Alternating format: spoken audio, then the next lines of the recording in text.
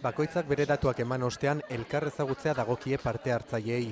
Hizketaldiekin hasten dira, neskak mahai banatan esertzen dira eta ondoren mutilek aukeratzen duten nesketako zeinekin hitz egin lehenengoz. 5 minutu dituzte horretarako.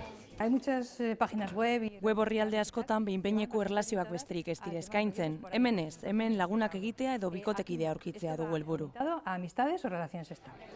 Eta 5 minutuak pasa ostean beste mahai batera, baina aurretik parte hartzaileek euren sentsazioak idatzi behar dituzte orri batean.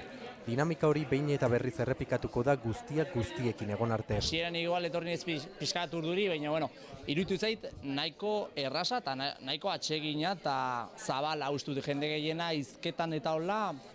Baina speed-dating hau ez da hemen amaitzen, ondoren koktela eta afaria datoz.